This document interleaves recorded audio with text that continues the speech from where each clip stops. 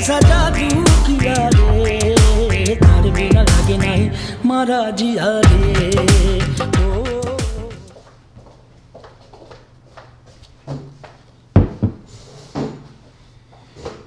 Muy buenos días, amigos de Conciencia Planetaria. Reciban un cordial y cariñoso saludo desde los estudios de Planeta 2013.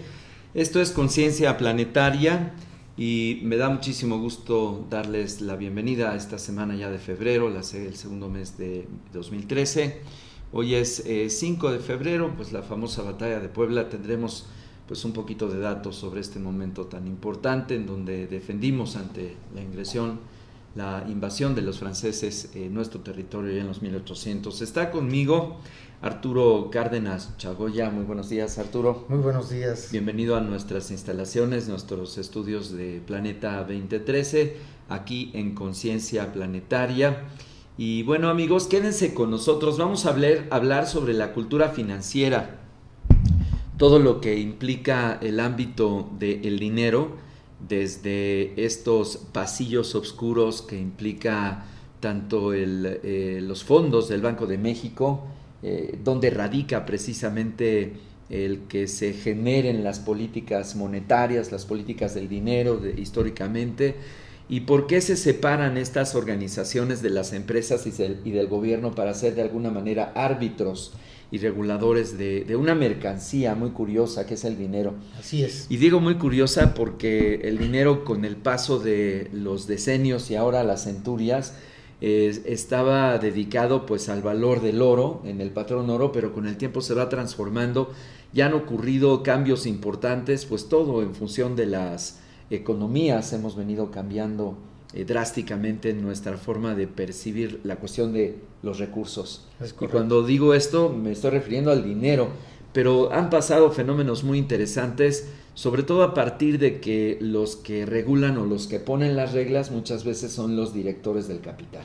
Así es. Y bueno, hay aspectos interesantes. Vamos a hablar de pobreza, vamos a hablar de riqueza, vamos a hablar de bienestar, sí, vamos a hablar de finanzas y de todo lo que compete, lo que podría ser una persona de éxito también, que es algo que tú te dedicas. Así es, claro. Le voy a dar nuestras vías de comunicación. De veras, no se despegue, esto va a estar muy interesante, que es nuestra página de internet, que es planeta2013.tv, para que usted, si desea que nosotros contestemos algún comentario de ustedes, que Arturo puntualmente responda directamente a cualquier planteamiento, duda o pregunta, utilice nuestro chat que se encuentra en nuestra página principal y usted lo único que tiene que hacer es escribir las preguntas y nosotros las contestamos. También tiene usted un correo de voz, un servicio nuevo que acabamos de colocar aquí en la página principal. Se lo estoy mostrando a Arturo. Usted nada más hace un clic y debe usted tener conectado su micrófono, y lo único que tiene que hacer es empezar a grabar, darle acceso a su micrófono y automáticamente usted puede iniciar la grabación de su mensaje. Cuando usted termina, se va a procesar su audio, va a usted elegir si pone su nombre, también su email, y nos lo envía. Nosotros lo recibimos en una canasta vía el sistema y nosotros estamos en posibilidades ya de poder contestarle a todos sus planteamientos que usted nos realiza.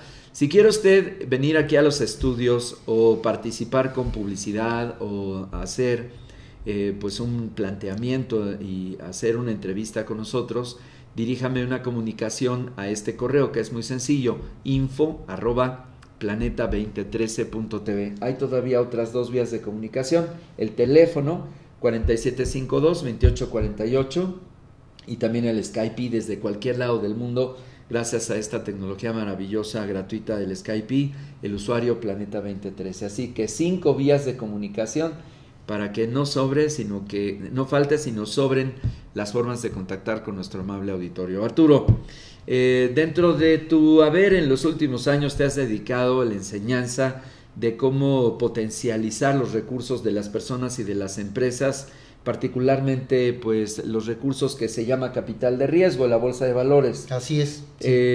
Cuéntanos por qué elegiste esta área y cuáles son los motivos, qué te mueve para hacer esto. Mira, a mí me sucedió algo muy interesante. Cuando yo estudié, yo tenía un sueño. Mi sueño era tener la posibilidad de desarrollar una serie de proyectos, porque yo estudié ingeniería. Ok, ingeniero. Y, Tú sí fuiste a la escuela, dicen. Yo sí fui a la escuela, es correcto. ¿En el Poli o en la UNAM? En la Ibero. En la Ibero. Soy egresado Michana, de la Ibero. Michoacán. Así es. Y me encontré que muchas de las cosas que yo empezaba a visualizar desde estudiante no se iban a concretar con la idea que yo tenía, con ese sueño. Entonces, poco a poco, conforme fue desarrollándose mi trayectoria profesional, Sí. me fui dando cuenta de que muchas de las cosas que yo estaba haciendo se iban presentando en la vida, no porque yo así lo hubiera planeado, sino por situaciones totalmente aleatorias. Uh-huh. Y me encontré que mucho de lo que yo hacía no estaba de acuerdo a mi personalidad. Yo soy Sí. una persona muy pacífica, Sí. soy muy poco confrontador. Uh-huh. Y me encontré, conforme fui avanzando en mi trayectoria profesional, que lo que sucedía es que siempre estaba yo en conflicto con alguien. Sí. Como empleado, si no tenía yo problemas con mi jefe, tenía yo problemas con el subordinado, sino, ya que fui empresario, empecé a tener problemas con los clientes o con los proveedores o con los inspectores, y eso me llevó a pensar que había una posibilidad de una alternativa. Tuve la inquietud de aprender a invertir en bolsa. Me fui a los Estados Unidos. ¿Te tocó el crack de los 80s? Me tocó el crack de los 80s. Ahí se suicidaron varios en el planeta, ¿eh? Varias personas que no se sentían que estaban teniendo los resultados adecuados y que perdieron muchísimo dinero. En términos de 24 horas. Así es, en un momento. El famoso lunes negro. Sí, señor. Y te digo, ¿85? fue 86. 86. Yo tomé la decisión de sacar una licencia de corredor de bolsa y me metí a trabajar en una institución financiera de un amigo mexicano. Las famosas casas de bolsa. Esto era un banco completo. El banco. Tenía casa de bolsa. Bueno, era la banca de segundo piso, entonces. Era una institución financiera completa. Wow. Sí. Ahí estabas. Allí estuve y saqué mi licencia de corredor, saqué mi licencia de directivo de casa de bolsa. Sí.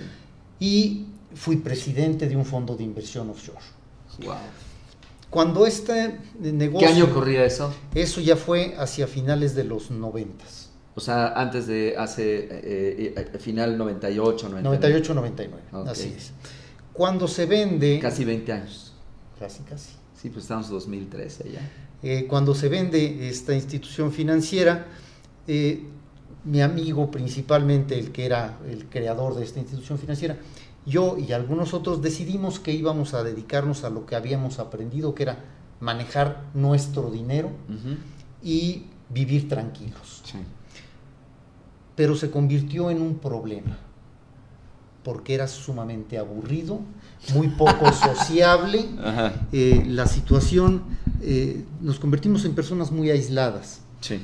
Y encontramos que había una enorme posibilidad de transmitir conocimientos que no son fácilmente adquiribles, Claro. por la mayoría de la gente. Bueno, resulta ser así como un club de personas muy expertas en un ámbito muy complicado que son las finanzas, y eso pues para ti te coloca pues en una pues yo diría extraordinaria situación en términos de la posibilidad para poder brindar esa experiencia hacia otros, que luego es muy difícil.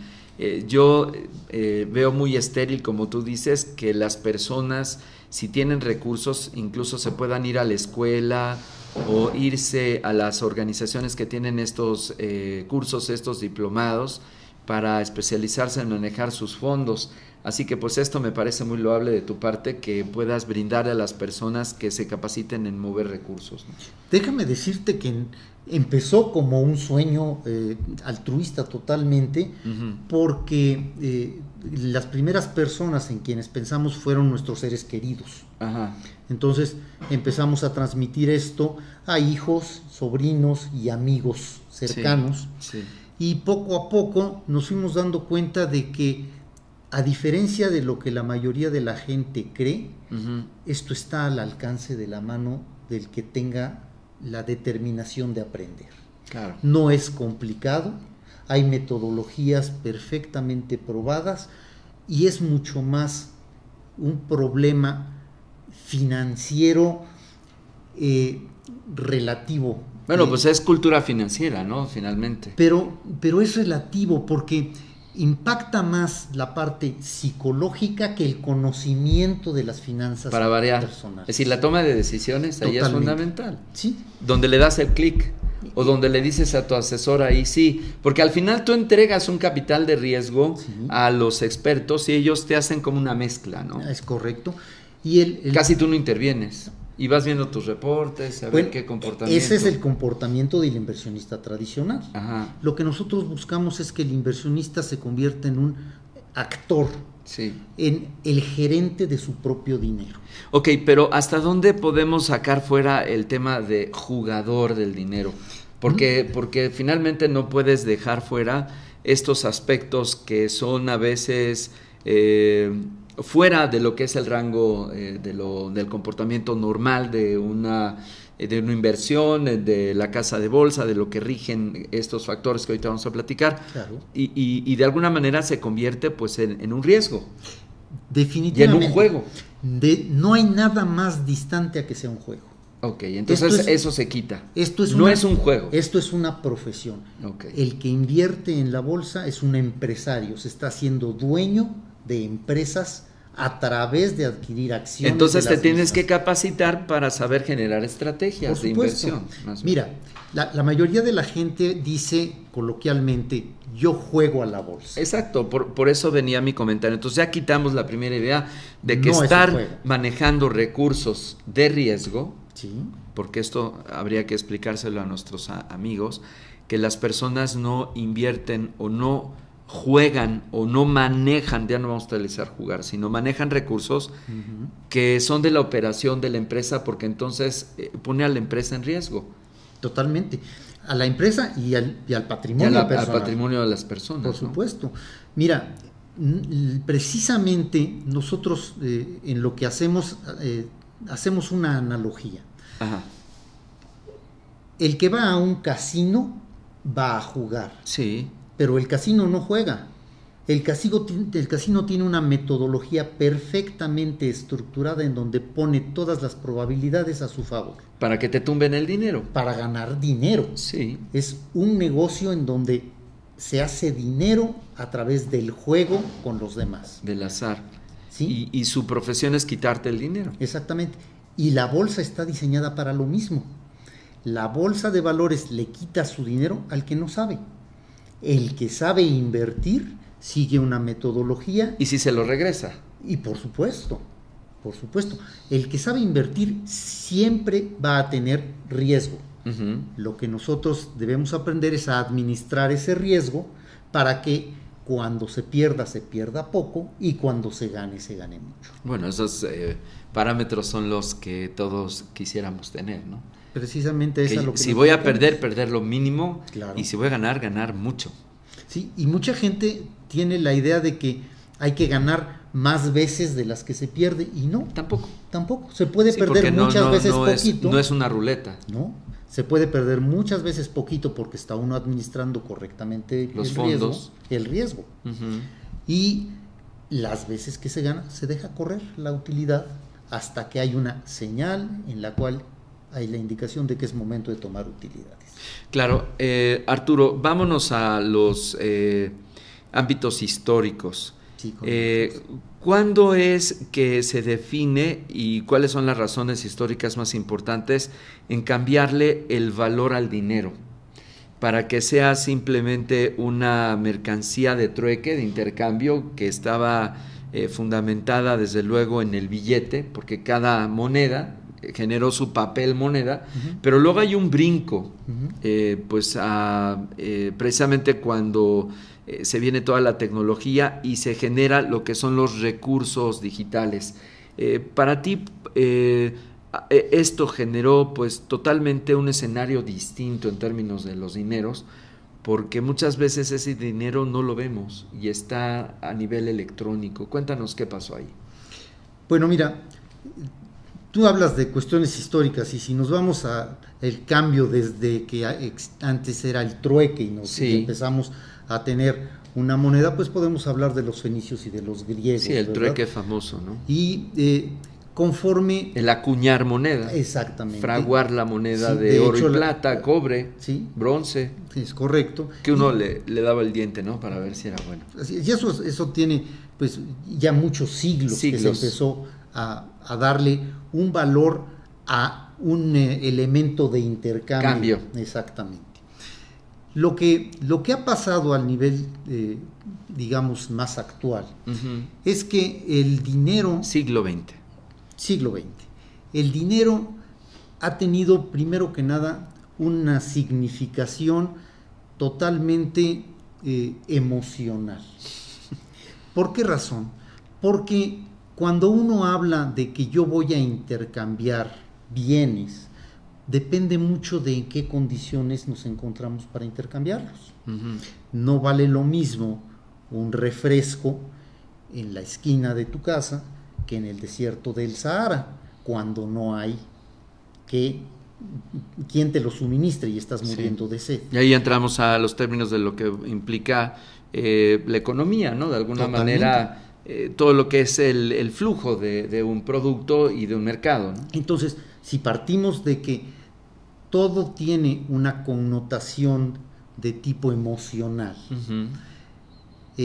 el precio de las cosas está en función de cuánto es lo que la gente está dispuesta a pagar por ello o a cómo lo quiere vender. Que son los indicadores famosos de la oferta y la demanda, ¿no? Totalmente. Y el referente es el precio. Exactamente. Así de fácil. Así de fácil. Y el dinero es una mercancía. El dinero es el elemento que te sirve para que se pueda lograr el intercambio. Pero cuando hablamos del dinero y su rentabilidad, estamos hablando de dos aspectos. Por un lado la usura, pero por otro lado una rentabilidad, que son dos cosas muy opuestas, ¿no? Claro, sí. La rentabilidad está en función a que lo pongas a trabajar para que te deje en función de una serie de situaciones que van ocurriendo al paso del tiempo, una rentabilidad precisamente, ¿no? Pero ahora con la cuestión digital y sobre todo en los años entre los 50 y 60, después de la Segunda Guerra Mundial, se empiezan a generar ¿te acuerdas que los accionistas tenían valores? Sí. Y se generaba el papel de las acciones. Así es. Que incluso siempre era muy clásico el tipificar que tú tenías un montón de acciones y ahí tenías el valor de una empresa. Sí, eran tus títulos de propiedad. Exactamente, pero después esto se digitalizó y las bolsas de valores empezaron a tener un boom en los años 60 con la parte digital, es decir, estás intercambiando un papel por un valor digital. Lo que pasa es que la tecnología ha incidido de una manera sumamente importante, no nada más en el concepto de la inversión, sino en la propia evolución de las empresas. Tenemos empresas que nacen y mueren actualmente en tiempos rapidísimos, cosa que anteriormente pasaban muchas décadas y a veces hasta 100 años. Para darle una forma a lo que hoy conocemos con una empresa, que al final es un prestador de servicios. Totalmente. Y las empresas tienen que evolucionar de acuerdo a la tecnología y eso les va dando valor. Y ese valor es el que precisamente está reflejado en la percepción que tiene el público para el precio de sus acciones. Ahora, aquí habría como 3 pisos de la cuestión del dinero. Lo primero es que todos estamos inmersos en una serie de reglas y regulaciones que incluso están en nuestras constituciones en materia de ley, en términos de qué se puede y qué no se puede, por si no se vuelve esto un relajo, son las reglas del juego. Sí. Pero muchas veces estas reglas del juego de alguna manera son determinadas para generar políticas públicas de cómo se maneja el dinero. En términos de gasto, por ejemplo, de un gobierno, en términos monetarios, en términos de cómo se maneja el capital, pero también en términos de a quién beneficiar para poder mover el dinero. Y aquí hay un tema que me parece interesante, es un poco complejo, pero es interesante. ¿Por qué se vuelve tan escaso? ¿Y por qué, para variar, los que más tienen son los que menos sueltan ese dinero para que se provoque de alguna manera la escasez del dinero? Cuéntanos, ¿por qué es así tan leonino? Es decir, parecería como muy loco, ¿no? Mira, debería ser al revés. Lo que sucede es que hacer dinero requiere de conocimientos, y la mayoría de la gente mantiene esos conocimientos muy personales, o sea, los mantiene privados, y cuando sabes hacerlo, pues nada más lo utilizas para seguirlo haciendo. Esa es una cosa que nosotros hemos querido cambiar. Ok, pero me refiero a lo que es la economía doméstica de un país y los capitales financieros a nivel internacional.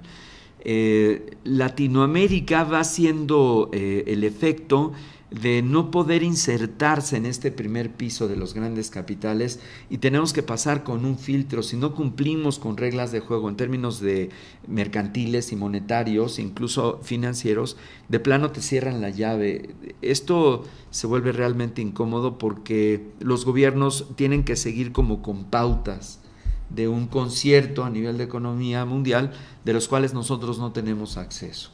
Sí, pero mira, eso es meternos un poquito a políticas pues ya internacionales, y es parte de la visión que tienen los grandes de los chicos, y la desconfianza que genera en esos grandes el que la dilución de capital entre ellos vaya a ser bien utilizada. Tristemente el uso del capital. El uso del capital. En buenos términos. En buenos términos. Y tristemente, pues hay experiencias pues que no son muy favorables en muchos casos, y por eso es que esas reglas se han convertido en tan rígidas y en tan difíciles de brincar. Usar el dinero para otros fines. Así es. Que no necesariamente es el bienestar de la sociedad. Es correcto. Y el Estado. Sí. Negocios ilícitos, y guerra, control, enriquecimiento ilícito. De unas cuantas familias. Que se vuelve un colonialismo subsecuente. Sí, y podríamos hablar en el caso ya de países de feudalismo. Pequeños feudos. Exactamente. En donde los imperios están en manos de unas cuantas familias. Así es. Y eso sigue ahí. Así es, y tenemos muchísimos casos de gente que ha en Latinoamérica sobre todo, ¿no? Bueno, Latinoamérica, digamos que en los países en vías de desarrollo. Eso es muy... No hay instituciones con reglas claras, no hay una fortaleza del Estado, no hay una buena regulación y sobre todo supervisión del capital. Y ahí donde sueltas dinero es enriquecer unos cuantos que se van en contra de los demás. Así es. Sí. Y esto es muy, muy clásico, por ejemplo, en Asia, en África. Es así es. Tristemente, en los países que más necesitarían que el dinero fluyera, ¿verdad? Es en donde está más concentrado, en unos cuantos. Y otra vez vuelves al tema de la psicología, ¿no? Del uso del dinero. Exactamente. Y esa es una de las razones también por la cual el mercado de capital es tan escaso el dinero, por ejemplo, en términos de crédito. Sí. O sea, tú no puedes ir al banco, como ocurre en algunos países. El caso de Estados Unidos, que también es una locura, que generan la deuda interna más grande del planeta, sí. Y que después esa ingeniería financiera finalmente no se le entiende hacia dónde va ni qué solución tiene. Y parecería de los años 70, si tú conoces bien el tema, a los años 90 hasta que vienen, no, en los 80, que es un crack. Estamos hablando casi de 25 años de gran desarrollo de capital que de alguna manera truena. Sí. Y tú ibas al banco en los Estados Unidos, pedías un préstamo, te lo daban. Casi a la palabra. Sí, firmabas ahí un papel y pero te daban el recurso, te lo depositaban en tu cuenta y tú hacías uso de ese dinero. De alguna manera había una cultura, Sí. pero muchas veces este abuso te hizo un comprador irresponsable, un gastador irresponsable, y después venían las famosas hipotecas y al cabo de unos cuantos años acababas sin nada. Había como un ciclo muy pernicioso del dinero que hoy tiene en un brete realmente a los Estados Unidos, pero primero empezó a pasar esto con las personas, luego con el comercio, pero después le pasó a las empresas. ¿Tú te acuerdas de Enron? Uh-huh. En donde empezaron a generar una serie de valores ficticios, incluso reportes financieros a sus inversionistas, haciéndoles creer que la empresa estaba con enormes números de ganancias que no tenían ningún sustento, y se vinieron al quiebre empresas por esta volatilidad de lo que son estas reglas, que me imagino que ya cambiaron. Qué impresionante es esto, ¿verdad?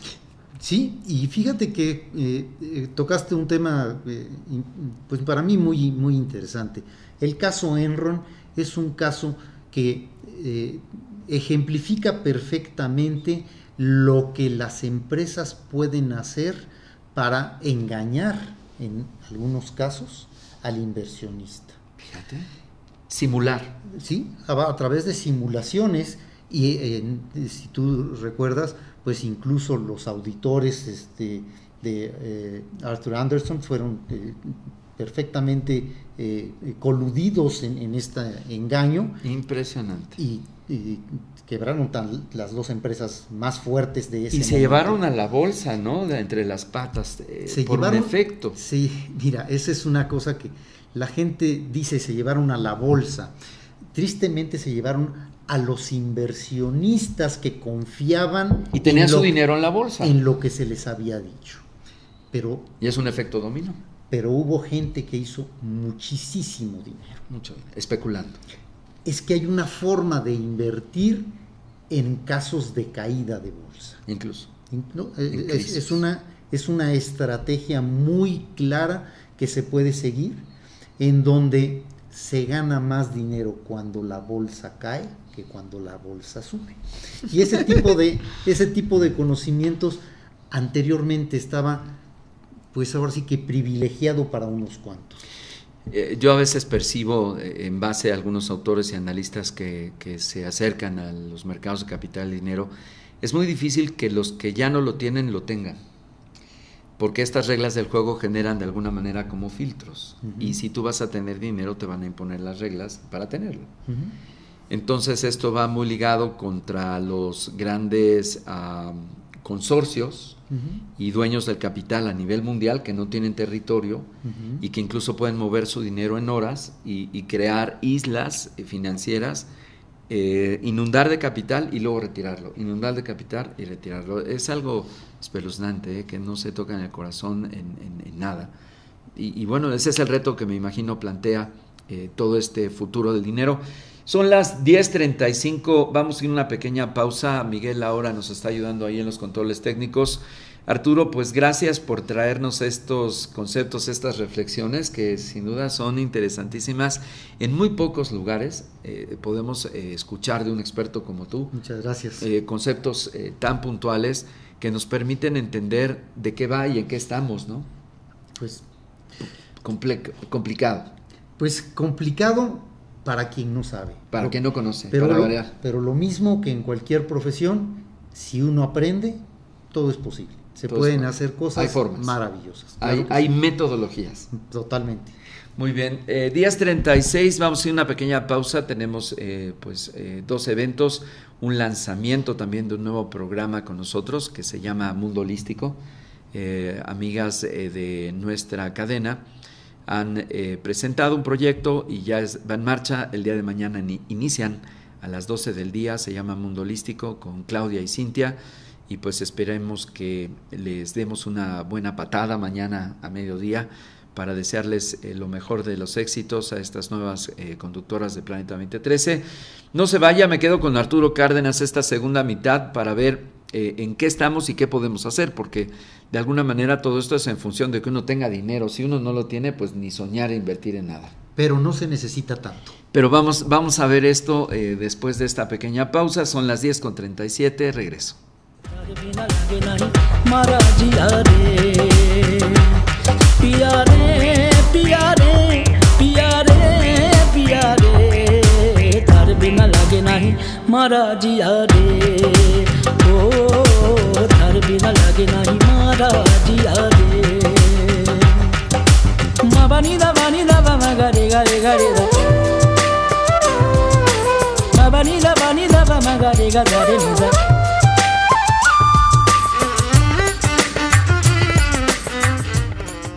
Ven y participa con nosotros en una experiencia mística y forma parte del círculo de danza y movimiento El Ritual La Fuerza Oculta.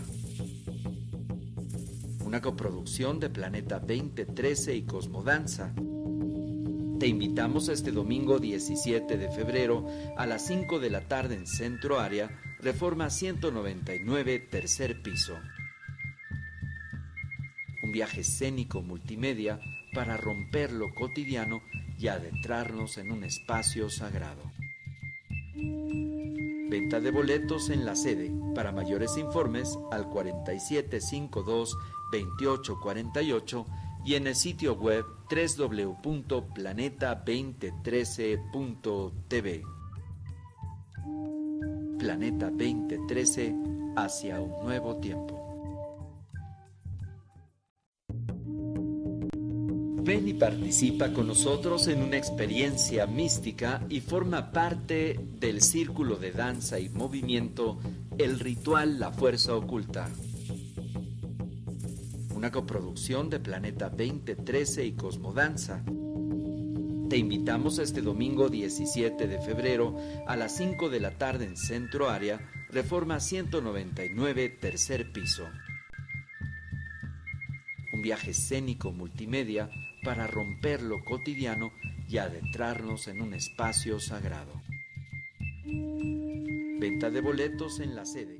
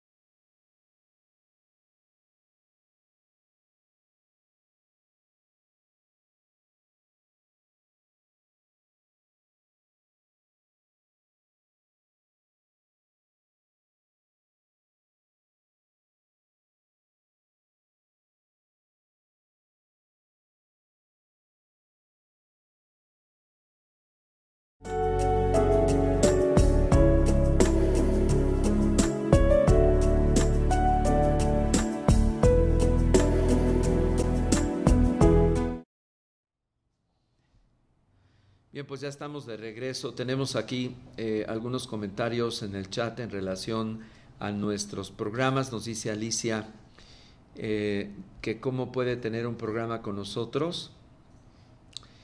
Y felicitaciones, muchas gracias. Le comentamos que lo primero es que nos envíe un mail a gerardo.said@planeta2013.tv o info@planeta2013.tv. Después tienes que abrir la programación, definir por tiempo y costo qué te conviene más, porque los programas de televisión son más caros que los de radio, son más sencillos, y te enviamos una escaleta de producción y tú vas a guiarte en esta escaleta para definir tus tiempos, y nosotros te asesoramos para que puedas estar al aire con un programa de televisión o de radio. Los programas, una vez que terminan, son encapsulados en YouTube, de tal manera que tú puedas volverlos a ver bajo demanda cuando tú quieras.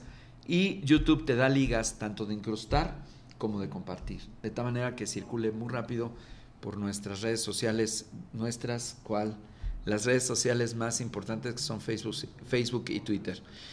Estamos con Arturo Cárdenas, él es un analista experto que capacita en el manejo de los fondos de inversión. ¿Cómo se llama tu escuela, tu empresa? Mi escuela ¿Qué capacita? Fue fundada en los Estados Unidos Mira. por traders profesionales, operamos principalmente en Nueva York, se llama American Institute for Professional Trading. Ah, muy bien, Professional Training, muy bien. Y nos dedicamos precisamente a capacitar a todo aquel inversionista potencial, Sí.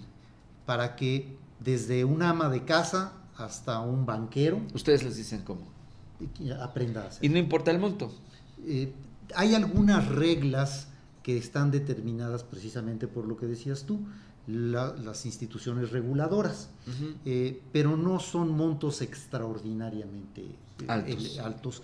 Digamos que cuando uno quiere manejar su propio dinero, tiene que tener 60,000 pesos. Ok, ya Con desde eso, ahí podemos empezar a con manejar. eso ya puedes. ¿Por qué no 50? Porque está en dólares, estamos hablando de $5,000, alrededor de al 12 por 1, Sí. estamos hablando de alrededor de 60,000 pesos. O sea, después de $5,000. De $5,000 para manejarlo en los Estados Unidos. Las Sí. reglas en México están adecuadas también de una manera diferente. Ok, lo que tú nos estás diciendo, que la cartera y la estrategia es con mayor rendimiento si la colocas en Estados Unidos que en México. Mira, hay diferentes condiciones. Como te decía yo, estamos hablando de que esto es un negocio. Sí. Cuando uno evalúa un negocio, lo que quieres es tener el mayor número de oportunidades. Mayor para rentabilidad. y nada más para ser exitoso. Sí. Si yo tengo en México 100 y pico de oportunidades para invertir y lo comparo contra más de 17,000 que hay en los Estados Unidos, pues ya empezamos con condiciones totalmente diferentes. Las variables presentarían mayor oportunidad allá en los Estados Unidos que aquí en México. Precisamente por estas variables, estas opciones. Hay más opciones. de Hay más inversión. opciones. Sin embargo, la metodología para invertir es universal. Es la misma. Lo único que cambia son las condiciones del mercado. Pero uno podría imaginar, o estoy bien, corrígeme, ¿el mercado de valores ya es mundial debido a estas reglas internacionales? Sí. Cuando tú lo subes a una bolsa en México, ¿entra al concierto de la banca mundial? No necesariamente. Hay acciones que únicamente cotizan en México, así como hay unas que cotizan solamente en Suiza y otras nada más en los Estados Unidos. Okay. Pero hay muchas empresas... Entonces sí se regionaliza. Sí, porque depende de a qué tipo de inversionistas te estás dirigiendo. Pero hay empresas que buscan precisamente la internacionalización, en donde pueden hacer colocaciones en otros países. En México hay varias empresas que tienen colocaciones en los Estados Unidos. Háblame de un caso típico de rentabilidad. Si esos $5,000 que los convertimos a pesos mexicanos, que son 60,000, ¿cuánto tendría que rentarte a ti, en cuánto tiempo y cuánto? Mira, yo hago siempre una analogía. Si el día de hoy pudiéramos invertir en un plazo fijo en dólares al 5%, estaríamos muy bien. 5% anual. Anual. Es decir, es lo que cualquier dinero me deja de rentabilidad en cualquier banco. No. 5%. Si pudieras conseguir que te dieran eso, ya estarías diciendo qué bien me está yendo. ¿Normalmente dan cuánto? ¿El actualmente, 3? No, actualmente en dólares estás hablando de alrededor del 1 y fracción. ¿De veras? Sí. ¿Y en México? En México si estás hablando pesos? De 4,5%. Depende de las inversiones, puedes obtener en algunos casos 7 y 8%. Pero 10, olvídalo. No. Cuando tú manejas tu dinero, si no estás con una meta superior al 15%, estás mal. Aprender a invertir te debe de llevar a que con cierta facilidad, después de adquirir los conocimientos... Tú lo incrementes hasta el 15%. No, del 15 para arriba. Ah, incluso más. Bueno, déjame decirte, hay unas estrategias en las cuales se pueden lograr con cierta facilidad 80 y 90%. Ok, el dinero en Estados Unidos te da una rentabilidad de 2 puntos. El dinero en México te daría hasta 5 puntos. Alrededor de... Y el dinero, en el caso de ustedes, si se asesora uno con ustedes, y como tú dices, tú le devuelves a las personas que elijan estos paquetes porque van a ser capacitados por ustedes, pueden subir esa rentabilidad incluso al doble. Sí, pero quiero que te quede muy claro. Nosotros enseñamos a la gente a hacerlo. Claro, y ellos toman sus decisiones. Las decisiones son para que personales. ustedes se deslinden un poquito de esta responsabilidad de que, bueno, tú me dijiste y ahora tú me tienes que cumplir. Sin ¿no? embargo, nosotros sí te aseguramos que si sigues exactamente la metodología, no hay forma de que pierdas. Ok, eso me parece muy honesto, porque ha habido casos y para variar conocemos estas empresas que no están muy sólidas ni bien constituidas, que prometen una rentabilidad y al final, ¿sabes cuándo te pagan tu lana? No, desgraciadamente. Siempre te pasan tus pagos y ya le voy a pagar, y ya le voy a pagar. Mira, los fraudes en el ámbito financiero son una de las cosas que a nosotros nos impulsó más a enseñar a la gente a que maneje su dinero. Sí, porque lejos de que te pagan el rendimiento del capital que le das a esta empresa ficticia o fraudulenta, nunca te pagaron el capital. Deja tú que te paguen el rendimiento, que te vuelvan tu lana. ¿Sí? Y en las letritas chiquitas estas que firmaste, siempre te dicen, nosotros nunca quedamos en un retorno en un plazo específico. Claro. ¿O sí? No, así es como están establecidos los contratos. Los contratos nunca se comprometen a que te van a devolver el dinero, a menos de que sea un pagaré a plazo fijo. Entonces sí, las instituciones bancarias que son... Ahí intervienen, pero al final no son ellos, son los bancos que las respaldan. Así es. Entonces se vuelven en tramitadores, básicamente. Claro, y están respaldados por la situación de gobiernos o empresas que tienen el compromiso de cumplir con esos pagos. Bueno, y así como estamos en términos de las personas, también le pasa a los gobiernos y a los municipios. Hemos visto en los últimos meses, años ya quizá, que los municipios o los estados han caído en términos de dificultades a nivel financiero, sí. y se le va dando vuelta a que te cierran las puertas, ahora ya hasta te califican, no, claro. Y después no hay manera de quitártelo, ¿eh? Sí, bueno, son estas nuevas reglas, ¿no? Sí, la única forma de quitárselo es cuando se reestructuran los mecanismos para pagar, y entonces se tiene la solidez porque hay los recursos para hacerlo, que es lo que viene capital fresco. Exactamente. Entonces pagas lo otro, pero es abrir otro hoyo para sacar otro bache, ¿no? Mira, no tiene mucha ciencia, lo único que tiene uno que ser es productivo. Si uno es productivo, de ahí va a salir para pagar. Bueno, y finalmente vamos a ir a donde representa el éxito. Un manejo eficiente de recursos implica Totalmente. Una buena administración. Definitivamente. Ya está. Es una buena planeación financiera. Totalmente. Sin eso estás pelas. Sin eso estás con un augurio de fracaso. Ya antes de empezar. Antes de empezar, claro. Y al revés, si tú vas a invertir, necesitas estas estrategias que ustedes brindan, claro, para tener éxito y, como tú dices, rentabilidad de tu capital, ¿no? Sí, señor. De tu capital de riesgo. Así es. Explícanos qué es capital de riesgo y qué es capital de operación. Mira, capital de riesgo se considera todo aquello que está invertido en algo que no tiene una garantía de pago. Eso así de simple. Así de fácil. Normalmente el capital de riesgo está asociado a una participación en la propiedad de un negocio, de una empresa. Sí. ¿Sí? Y eso está muy identificado por medio de acciones. Sí. Cuando entras a capital operativo, estás hablando más bien de que prestas dinero y entonces tienes la garantía de que te van a pagar un interés por el dinero que estás prestando. Esa es otra cosa. Y esos son los bonos, normalmente, y esos bonos los emiten a veces gobiernos, a veces empresas, y es un manejo diferente. Claro. Eso infiere mayor compromiso, una regla menos complicada y simplemente... ahí estableces muy bien una fecha, un plazo. Así es. Y lo que te va a costar ese dinero. Así es. Está normalmente de intereses, ¿no? Sí, definitivamente es a base de intereses y está respaldado por un contrato. Y tú lo firmas, te dan tu lana, sí, y tú la tienes que regresar. Así es. Y se acabó. Así es. Entonces se sigue siendo dinero para la operación. Es correcto. La regla es no utilices esa lana para riesgo. No utilices esa lana para riesgo. Porque te la puedes chutar y ya valiste. Por supuesto. Muchos lo hacen, ¿eh? No, ha habido mucha Tienen un gente. cash que por un pago extraordinario una empresa y dice, ay, este capital lo voy a mover, ¿no? Bueno, tú te recordarás cuánta gente en la época en el que la bolsa estuvo creciente, De moda, ¿sí? Vendió sus casas y vendió Sí. para meterlo a la bolsa. porque subía. Pero era un efecto dominó. Bueno, eso ocasionó un efecto dominó posteriormente que Qué llevó a mucha fuerte. gente a perder todo. Wow.